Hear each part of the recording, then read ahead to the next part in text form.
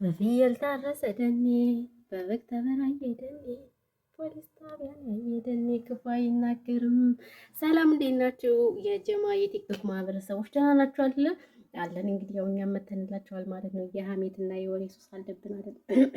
በነገራችን ላይ እኔ በጣም በሰሞኑ የሆነ ቪዲዮ እያየሁኝ ነበር፣ ግን እኔ ብዙ እንደዚህ አይነት ነገር በድምጽ ማውራት አይመቸኝም። ሪከርድ ግን ዋው ስወድ የሪከርድ ሱስ ነው ያለብኝ ማለት ነው። እና ደግሞ ሪከርድ ስታደርጊ ለምንድን ነው በረዥሙ ማታደርጊ ምናምን ትላላችሁ አንዳንድ ልጆች። ያው የምናቋርጠው አንዳንድ ስልክ ይደውላል ምናምን በዛ ነው። ችግር የለውም በረዥሙ እናደርጋለን። አሁንማ እያስጠሉኝ ስለሆነ እኔ ራሱ ሪከርድ ልተው ነው ምን ልተው ነው እናቴ። እኔ ወደ ዩቲዩብ ብሄድ ነው የሚሻለኝ ማለት ነው። በተለይ ዱባይ ላይ በጣም ኃይለኛ መንፈስ አለ። በቃ በየጊዜው እንደው ጭር ሲል አንወድም የምትሉ ልጆች አላችሁና አንድ ቤት ሰሞን የሆነ ቪዲዮ በጣም በብዙዎች ሲንሸራሸር አይቼዋለሁ። አንዴ ለምን አይቼዋለሁ ሰምቻለሁ እንጂ እና ደግሞ ብዙዎች በጣም ሼር ታደርጉልኛላችሁ። አቤት ደህና ነገር እኮ አትሸርቱልኝም። እውነት ለመናገር ደህና ነገር ሼር አድርጉልኝ እናንተ ክፉዎች ማለት ነው። ይሄ አሁን እኔ ምንም ማረበታለሁ? ይሄ ፋንታዬን ያስተምራሉ? ይሄ ቁም ነገር ምንም ቁም ነገር አይደለም። እኔ ከዚህ ልጅ ምንም አልተማርኩም። በነገራችን ላይ ልጅ በሰሞን ያያችኋት ወንድ የምትመስለው ፀጉሯ ራሱ ምንድን ነው እናንተ? ቤተሰብ የላችሁም ከእንደዚህ አይነት ልጆች። እዛ ባሻገር ደግሞ ትልልቅ ቲክታከሮች ማፊያ አይገልጻቸውም፣ ዝባይር አይገልጻቸውም። እውነቴን ነው የምላቸው። ምንም ማድረግ አይቻልም። በጣም ብዙ ነገር እየጠየቋት ነበር፣ እያዋጧት ነበረ ምናምን ሙድ እየያዙባት ነበር። ሰው ይሄ ደግሞ ፈጽሞ ስህተት ነው ብዬ ነው የማስበው።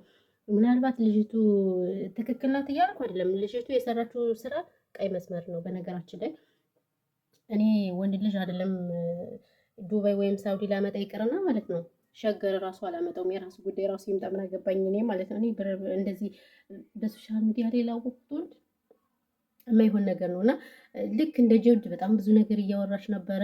እንደ ማህበረሰብ ደግሞ ቲክታከር ማለት እኛንም አሰድባናለች። ቲክቶክ ላይ እንደዚህ ወታ በመናገሯ ብዙ የአረብ ሀገር ሴቶች በነገራችን ላይ በጣም ጨዋ ትሁት ጎበዞች፣ ጀግናዎች፣ ጠንካራዎች አሉ። ስለዚህ እኛም በእነሱ አበሳት ተሰድበናል። ምንም ማድረግ አይቻልም። ኖርማል ነው፣ እንችለዋለን።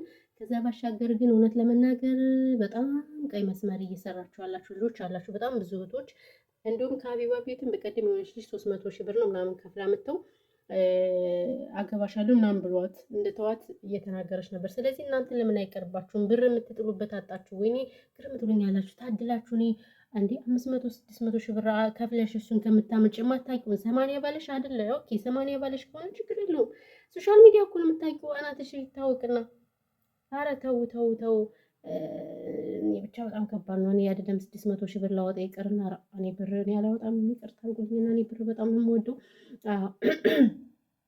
እና ለማንኛውም እኔ የማወራው ራሱ በጣም ጠፍቶብኛል። በጣም መረብ በቃ ስርዓት የሌለው ወሬ ነበር ስታወራ ነበር። በነገራችን ላይ ቲክቶክ ወይንም ዩቲዩብ ይዘጋል።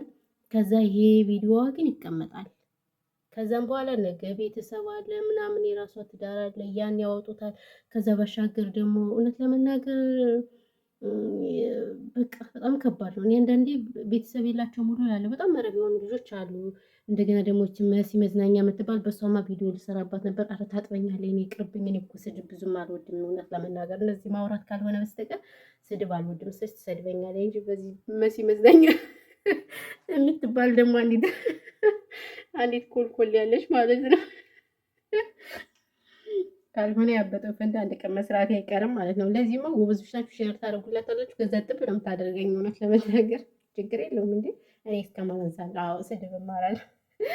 እና ለማንኛውም እውነት ለመናገር እኔ እንደዚህ ብር ተበላን ምናምን በሚሉ ሴቶች እግዚአብሔር ይመስገን እንዲሁ ልቤ ራሱ አይራራም፣ አላለቅስም ምናምን።